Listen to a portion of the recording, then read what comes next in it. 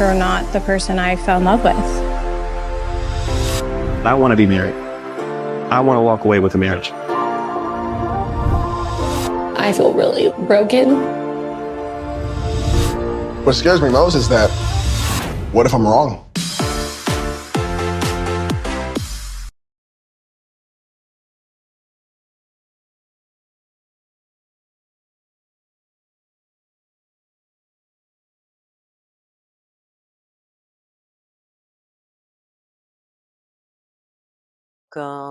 Welcome back to my channel. It is me, Lex, here, and I would absolutely love it if you love the videos, you want to subscribe, like, share, comment, all of these different things. If you want to support me, of course, that would be amazing. I do want to give a big thank you and just shout out to anybody who has been commenting on the videos, liking the videos, sharing the videos. At the time of filming this, I am 3 subscribers away from 100 subscribers, which is so crazy considering I started this channel last week, well, 2 weeks ago. So I just feel like it is crazy how far this channel has come. I have talked to so many of you guys already, and it has just been really a fun thing to do. And for anyone who's new, I started this channel literally 2 weeks ago when I got laid off from my job. It was just something I've always been wanting to do. I've been meaning to do. And I was like, why not just do it? I have all this free time. So why not do it? And it's honestly been a really good time. It's really been a lot of fun. So I do want to give a thank you to you guys. And thank you for all your comments, whether it's been constructive criticism, feedback, supportive comments, just chatting about whatever I was talking about. I love that. So I do want to cut into this today. This is going to be another little Love is Blind tea or news video. I just feel like this cast has had so much activity online, and I think that is all very, very crazy. So I do want to do a little roundup because I'm not going to actually be doing the recaps for the new episodes 10 and 11 until next week. My sister is coming into town from Boston, so I'm probably going to watch the episodes, but I'm probably not going to take notes. I'll be honest. I'm probably just going to be chilling and watching it. So I'm probably going to need to rewatch them at some point early next week in order to take notes. So I should have those up next week, definitely up before the reunion, but I will do this little tea video so you guys have a little something. Love is Blind. I know Love is Blind is the bread and butter of my channel, but I do want to give a quick shameless plug to the fact that I did start another series on my channel called Tea with Lex. I don't know, that's a running title. We might change that. That might change, okay? But in there, I was talking about some different celebrity news and other things. I do want that to be also a fixture on this channel. In the last video, I talked about Beyonce, I talked about Wendy Williams, I talked about DDG, just all of these different things that have been going on the internet. So if you haven't seen that, I'd love if you'd give it a watch. But anyway, let's get into the tea because we have a lot. So the first tea that I saw is there is this new trailer out. Insert here, girl. But in this trailer, basically, it is showing that some people from the previous cast are supposedly going to be back in the pods. The people that are shown are Micah, which, if you remember, Micah and Paul. Paul literally was like, I'm done. I don't want to be with you. And Micah was, quote unquote, heartbroken. There was, Marshall, which I am puzzled about Marshall because isn't Marshall supposedly engaged?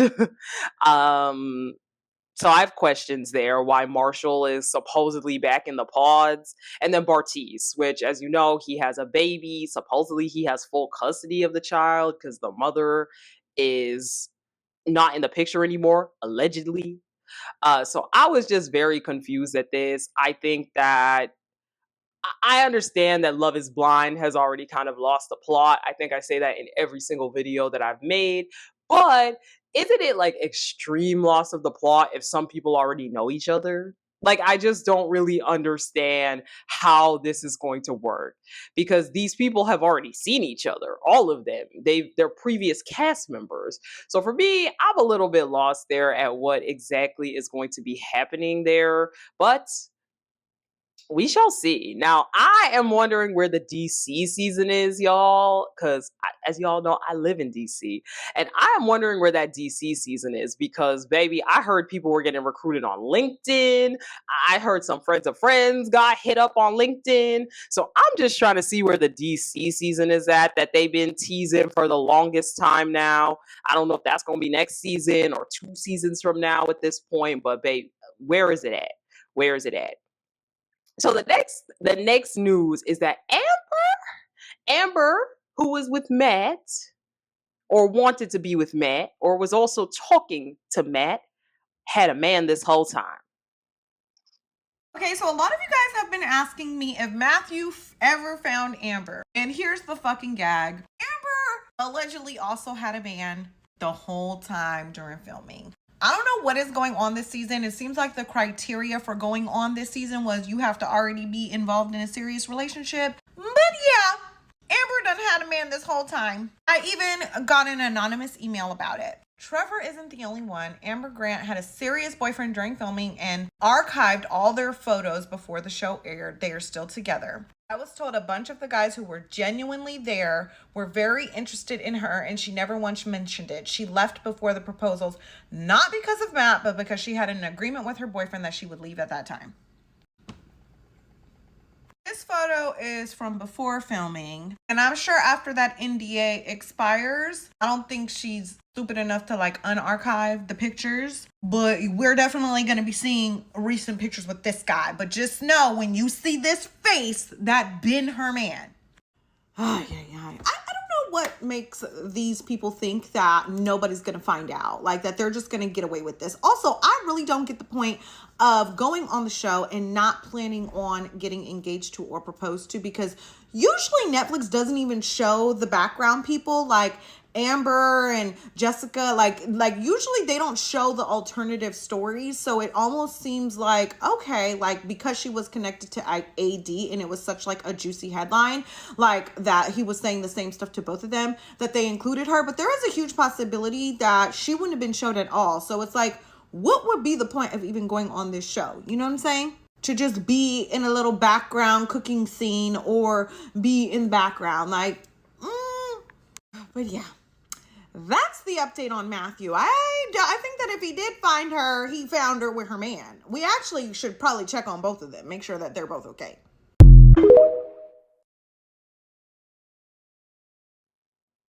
This whole time. Apparently, she was wearing a wedding band. There's pictures of them together, like very clearly in a serious relationship. And as I said in my last tea video, it's just frustrating because now people are getting on this show in like fake, like going for a fake relationship. And that to me is annoying. I I I think that the way to say it best is I don't care if people go on for clout. Okay? Everybody goes on reality TV for clout.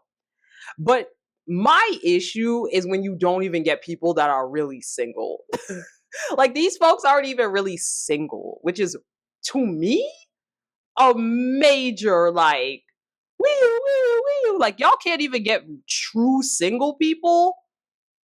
Like why do we have multiple couples this season or multiple people this season that were flat out in full blown relationships to the point where they and their partner plotted to be on the show? And I don't know what kind of relationships y'all are in where that's the case, but I don't think that would have flown in my relationship. I don't know what kind of relationship it takes to be like, yeah, babe, it's all fake. Because I'm still stuck on Trevor, okay? That crying looked real. That's some sociopathic behavior, in my opinion, if you could just bust out in tears like that, and it's all fake. But who am I, right? So that is that there with Amber. Another one bites the dust, I guess. So also Johnny and Jess were spotted together. There was this TMZ article that came out that said that they were walking with each other in the airport.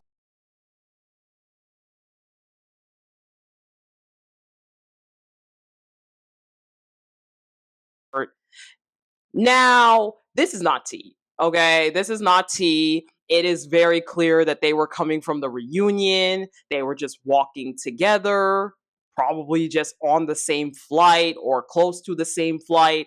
And they were just clearly two people that knew each other walking through the airport. It's not tea. These two are not together. Hang it up.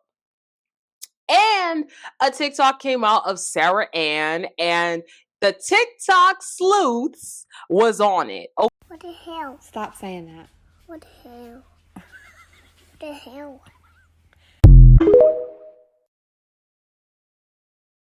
okay, y'all saw that Sarah Ann was recording from inside of Jeremy's house. There was a picture that was clearly in the background. You could see like a snippet of a picture that was very, very clearly a picture that Jeremy had there. So the TikTok sleuths put it together and was like, oh yeah, these two are together. At least Sarah Ann was in Jeremy's house. So you know what? More power to them. If the two of them are together, more power to y'all. I ain't really got much else to say there.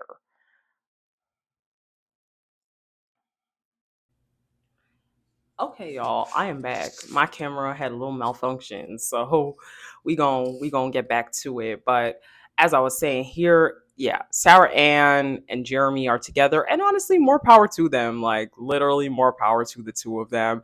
I really think it takes a certain kind of person to know that someone is with someone else and still be like, I'm gonna shoot my shot and I'm gonna try to get with them, but at the same time, this show's for clout. Like, I feel like this show is so unserious now. These couples are so unserious now. If you watch Married at First Sight, I feel like it's the same way. Like, this is so unserious where, like, I'm not even about to sit here and be like, oh my God, the morals, the ethics, because this show's fake. And I feel like everybody that comes on this show knows that it's low-key fake. And if you do happen to find somebody that you are with, then that's one thing. But I feel like 98% of these people know now that it's just for clout. So that is really that there. And then also a lot of the cast has done interviews with Extra, Entertainment Tonight, Entertainment Weekly, and then Nick Viall is also starting his podcast. And I ain't gonna hold y'all, I don't like Nick Viall. I don't like him, but I did watch his Jessica interview and a couple of the other cast interviews. So I did want to just touch on some of, I think, kind of the important points or the talking points. So we'll start with Jimmy. Jimmy did an interview with Extra, and he is standing on the fact that Jess got an amazing edit, that Jess is basically a menace. Jess is absolutely stunning. She's an amazing woman and very nice to look at, but I do not need to make that woman's ego any bigger. So even if I was going to choke, I wasn't going to tell her. Based on the way she looks, I mean, it's easy to say I fumbled and all this stuff that I'm seeing online, but like I have my reason. I got the vibe that she was very attractive. She mentioned she's a baddie probably every 20 to 30 minutes.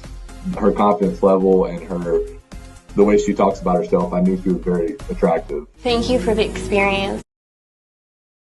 And that she got a really, really great edit. He says that she has a very big ego, that she basically kind of uses her looks to kind of trump others, and he basically is just standing on the fact that Jessica is way, way worse than we saw on the show. He also did say this one interesting line where I was like, oh, but he was basically like, it's easy to say that he fumbled based on the way that Jessica looks. She's good to look at. She's nice to look at. But at the end of the day, you know, that personality ain't all it's cracked up to be. And I was like, damn, did he just low-key call Chelsea ugly? Like, I don't know. The way he phrased it, I was like, did he just low-key call Chelsea ugly? Because, I don't know. That's really, like, why he had to say it like that? This man, I mean, he clearly thinks Jessica looks good. Like, every single interview, he's talking about how good Jess looks. But That was Jimmy. Jimmy is standing on the fact that Jess got this great edit, that she's horrible, basically. Which, okay, cool. Brittany and Kenneth also did an interview, and they both kind of agree that they started to feel distance after the pods, that, once they got to the vacation, and certainly once they got back to Charlotte, it just was not there on either side. They both seem to be confirming this, and whether they agreed to say this or that was the truth, who knows? But they are both agreeing that they really were starting to notice that there just wasn't that spark there the way they wanted to be. But Kenneth did claim that he was all in. He is still standing on that he was all in. He was all for her. He really wanted to make this work. And okay.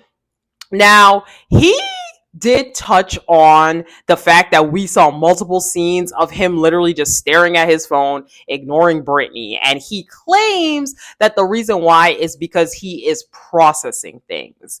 And so that it looked like he was ignoring her, but he was actually just processing because he's an introvert, which, again, I'm not saying there's anything wrong with Kenneth being quiet. I think there's nothing wrong with that. I am also a quiet person. Like, it's not that he's quiet. It's the fact that he was blatantly being rude. Now, I do understand. Netflix does some fancy editing. Netflix does certain things to make things look certain ways. So I'm not denying or unaware of that. But I just think the way we saw it, it looked like he was blatantly just completely ignoring her.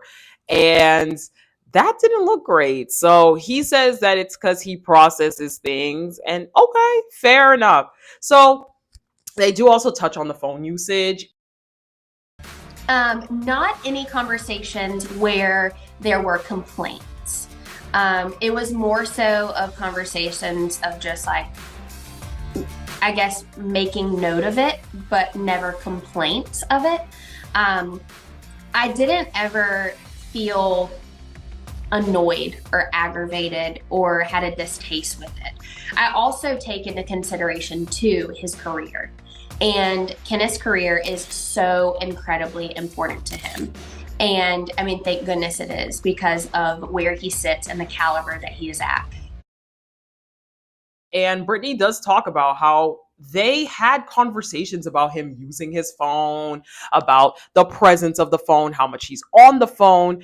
But she did say that it was only kind of framed as like an observation rather than her complaining. They both seem to imply that although they talked about the phone usage, it was fine and it wasn't really as big of a thing as we see it to be on the show. Which, again, okay. I mean, if that's what they're saying, that's all I can really go off of. But they did say, she did say that she also took into mind Kenneth's career. And I don't know. I don't know. Look, I was working in social media marketing. I needed to be on my phone all the time, but I could still take 5, 10, 15, 20 minutes to have a conversation with my fiance if he wanted to. I wasn't having to be on my phone every minute of every single day. And of course, like I said, we only saw a few condensed minutes of their filming. So I'm not going to say I know what they were up to, but I'm just saying, again, from what we saw, it looked like he would be on that phone ignoring her 24/7. And you have to keep in mind, if they only film in the afternoons, I think somebody else in their interview mentioned that they only film in the afternoons. So if that's really true, then that's even worse, because we're only seeing a couple of condensed hours. And in those condensed hours, you are on your phone the whole time, which means you probably are on your phone all day. So I was a little lost on that one. I didn't understand. But she's, again, Brittany really stands on that she did not feel disrespected by his phone usage. She didn't feel like it was something that was bothersome. I guess we all took it way harder than she took it. But Kenneth does claim after the breakup, they touch on like kind of after the breakup, that he was depressed. Those days following the breakup, like when the cameras are off, what happened? I don't want to use the word depressed, but I was super just internally dialed out. I kind of just stayed at home, really just like, I walked everything back, like every situation, every conversation, every experience. And I had to like heal because like that was my person. And so I knew that I didn't want to bleed on people because I knew that I was not emotionally where I needed to be. So I just kind of like just stayed in my home and just kind of just really internally reflected. That he was really upset and that he was not feeling himself for a little while, which again, okay, but I just wasn't sure. And Brittany says being in a biracial relationship. I think Kenneth and I being in a biracial relationship actually didn't offer any pressure to us. It actually offered a beauty to it, in my opinion.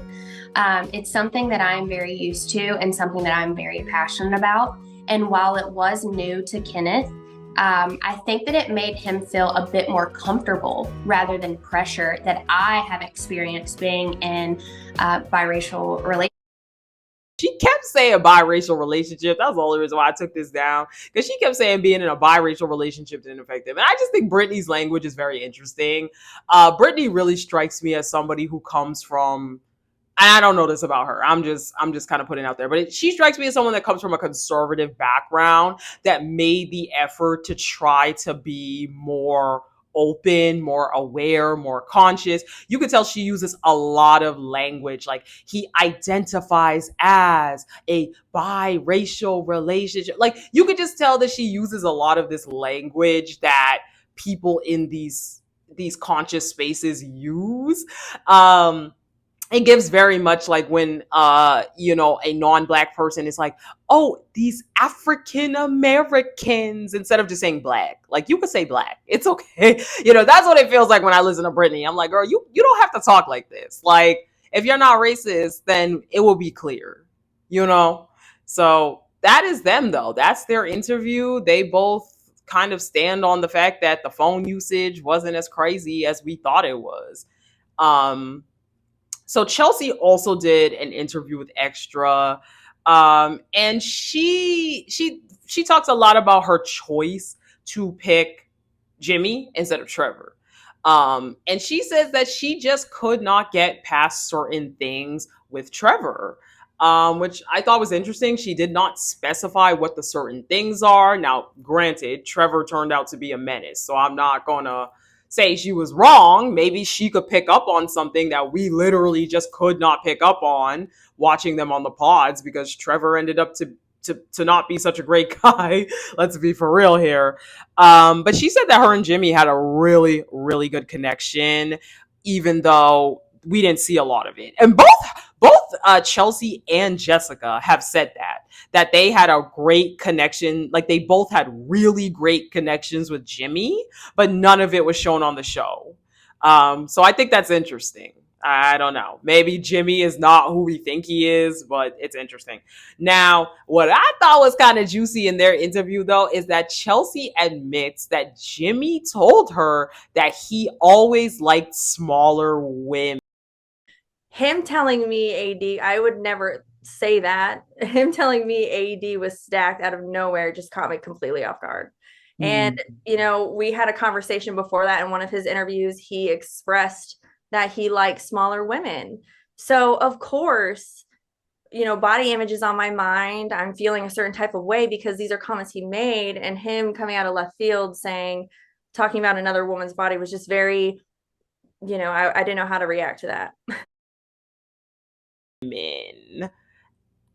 And I was like, oh. And now this is crazy to me. I want to touch on it because this is crazy to me that people are calling Chelsea thick, that people are calling Chelsea plus size. If I saw Chelsea, I would never think a woman like her is plus size, fat, thick, any of that. So that's insane to me that people are saying that about her. I thought that was very weird.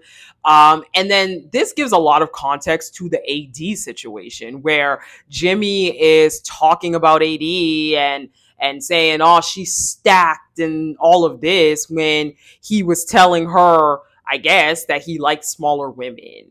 And he has done a lot. Like Jimmy has done a lot to say, like, I don't really like the way you look. Doesn't take away from the fact that I think Chelsea's very insecure. Chelsea gives pick me, I'll be honest. But I do think that Jimmy has not been the best either. So then they talk a little bit about the fight. That's another thing they touched on in this interview, which I thought was very interesting. She claims that she was doing many things, laundry, grocery shopping, etc. And he called her clingy. To me, doing these nice things for you, doing your laundry, you know, making you lunch, making you dinner, going grocery shopping for us. And that response was, I was clingy. So that's why my reaction was so intense, is because I didn't expect that, because I'm over here like fighting for my life and trying to show you, like, in a very short amount of time, the kind of wife I could be to you. Got it. Yeah. He called her clingy after all of that, and she claims she was doing all of these things to try to prove to him that she's a good wife, she could be a good wife. And so it really hurt her when he just looked at all of that as clingy. Again, I'm sorry, in watching this, it gave pick me, girl. Why are you doing more for a man that isn't doing anything for you? Because I feel like we hear a lot about what Chelsea was doing, what she was trying to do. What was Jimmy doing for you? Like, what was Jimmy doing for you? Don't ever give somebody more than they give you. I really believe in that. So she does admit that she did question if she should be with Trevor, and that she even stated that she was unsure of if Trevor would have treated her this way. Which, girl, you were wrong. Okay, you were wrong. He would have went right on back to his girlfriend. He would have left you at the altar, sis. He would have became a menace. Had he made it to the post the pods, he would have became a menace to get back to his girlfriend. Anyway, and lastly, she touches on the fact that she was not nervous for Jimmy to see Jess, which I think she was lying. I want to be clear. I definitely think she was lying in this interview for that. But she said she was friends with Jess. And even Jess has backed up in her interview with Nick Viall that her and Chelsea are friends. So she said because she's friends with Jess, she knew that it was not going to be anything like that Jess respected them. So that's good for them. And we'll end off here with Jess. So Jess did an interview with Nick Viall, which, as I said, I ain't gonna hold y'all. I don't know if I'm gonna watch all of these Nick Viall interviews, because I do not like Nick Viall. Viall, I don't know what his name is. I do not like him. I really can't stand his personality. But I watched this one for y'all. So they touch on why she wanted Jimmy, and she said he's funny and he vibed well. And again, she states that Jimmy and she had a great connection. He was really funny, but we just didn't see any of it on the show. Both she and Chelsea stand by the fact that Jimmy was very, very funny, charismatic, whatever, and we just didn't see it. Now, they touch on her being a mom, of course, and she says that she recommends that parents come on Love is Blind. I was like, girl, stop it. Stop that. Stop it. She said it's not for everyone, but she said that her 11-year-old is independent. I'm like, girl, stop. Why are we calling a child that's not even a teenager yet independent? Girl, you wanted to go on your little reality show Rendezvous to get your IG followers up. That's okay. But let's not play this game like this is a wholesome, wonderful show for parents. I thought it was crazy. I thought it was absolutely crazy. So they do touch on the EpiPen comment. For sure. Okay. So much of this obviously show, we love the show. It's Love is Blind. You people don't get to see what the castmates look like. A lot has been made of your moment with Jimmy. Your thought of by many is to be, I guess, conventionally attractive. You seem to be aware of that just by the whole EpiPen. You know, you're going to choke. Yes. It was awesome. But thank you guys. We love a self-aware queen. And I am. Yeah. And I'm a confident queen. However, when I said that, it had very little to do with appearance. I meant that in the sense of like, I know how much I have to offer my husband and my partner. And I mean, I love myself. And there's nothing wrong with that. But you did say when you see. I said when you see what you missed out on. Yes. No. Don't get me wrong. If the shoe fits and people want to make it about you're a humble queen, you know. But we all appreciated that. And Jessica claims that the EpiPen comment has nothing to do with looks, and instead it was based off of what she had to offer her partner. Jessica, I'm gonna need you to do better, sis. I'm gonna need you to do better, because she knows dang well that is not at all what she meant by that comment. And this is what I mean, where I don't like when people know what they're doing, know what they're saying, but then they sit down and they try to pretend like it's something else.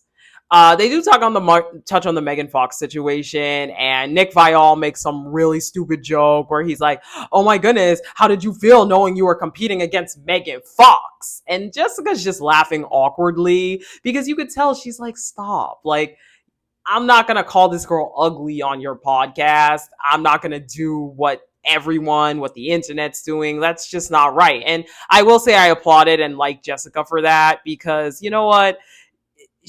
What do you do? What do you do in that situation? Not lastly, but they do touch a bit on Jimmy and why all the girls were into him. Why is Jimmy the one that everybody wanted? And she talks about how everybody was in love with his voice. Everybody loved his voice. They all pictured him as this tall, buff guy. Just all the girls were into him. And they do say, and she does go on to talk about how there was more conversations about her being a mom with Jimmy that we didn't see, that were actually at a point where they were talking about vacations they were going to take with her daughter, where they were talking about, like just trips they would take, how it would work after the pods, which I thought was weird. I'm going to be honest with you. Why in the world are you talking about vacations? You're a stranger to her child. I don't know. This whole thing is weird to me. It's weird to me. Yeah, but apparently Jimmy was coming around to it, is basically what she was trying to say. And he was warmed up to the idea. And lastly, she gives some tea about Kenneth and Brittany. She says that Kenneth and Brittany had already basically broken up off camera. Decompression that comes both even after the pods and then after, well, you only experienced the pods, but I didn't make it. And then going to the honeymoon or whatever they call it, to living in the city. Is Kenneth just kind of introverted guy who maybe handled the decompression of the experiment poorly and maybe just not the best communicator? Or is he just kind of an asshole that a lot of people think he is with how the breakup was? Or is he even more nefarious than that? So what was your read on Kenneth? No, it couldn't be more opposite. Like, Kenneth is like one of the most pure, like, amazing human beings. And like, all of us were lucky to know him. Some of us, when we were dating him, were like, I would be afraid to marry him because he's so good of a human. I wouldn't want to do anything that would ever disappoint him. Like, he's such a good man. And we all hated seeing how their breakup was shown, because they had hours of filming already that day. Or I know that they had discussions off camera about how they were moving towards more of a friendship than like life partners. And they had already come to that decision, I think, before it was filmed. So he was just kind of over it. And then that's what was shown, was he was just like, we've already had this conversation. I don't really want to talk about it anymore. But they had to, for the sake of telling the story, they had to film it. And he was just like, whatever. Do you think that, they had already discussed that they were better off as friends rather than life partners, that they were not really seeing each other in that way. So that basically what we saw on the show was a reenactment. Now, I'm sorry, but for me at least, that doesn't really take away from the way that Kenneth still gaslit her in that way. Even if it was a reenactment, to know that that man has that power to gaslight a woman like that is still pretty scary. But I will say it does give some context to how he may have seemed quick to be like, all right, I'm over it, bye.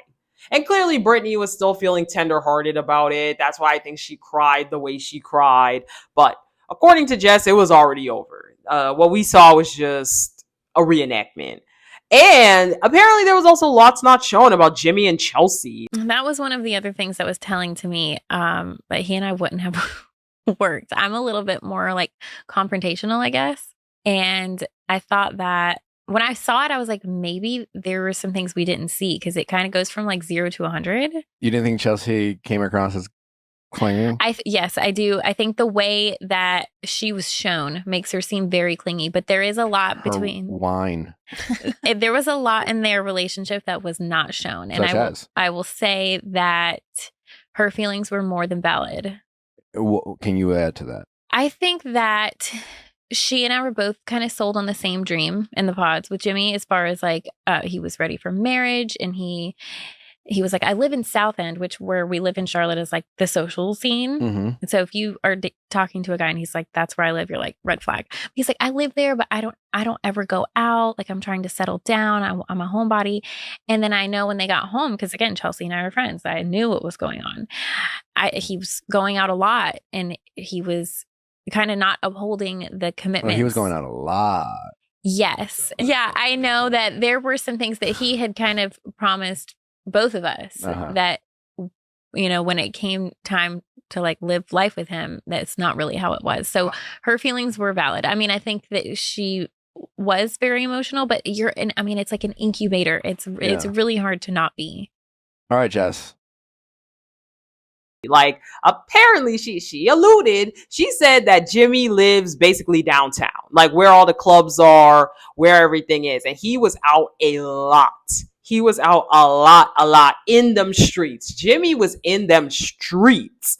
And so there was more to Chelsea feeling so insecure and Chelsea feeling so being really, really like, I don't know, clingy or whatever the words you would want to use is, because apparently Jimmy was out every night. Jimmy was being a terrible partner. Apparently, she uses the phrase that she and Chelsea were sold on the same dream, that Jimmy was going to settle down, be ready to be just, you know, kind of living as a married man. And it was clear and obvious that he was not ready to give up that lifestyle of going out, ready to give up that lifestyle of being in the streets. So that was just that on that. But that's all. That is the interviews that I watched. I know there was probably some other cast interviews out there. I know there was like one that AD and a bunch of people did, but those are the ones I watched. Those are the ones that I feel like gave a little bit of tea. So thank you guys so much for watching, and I will catch you guys in the recaps next week.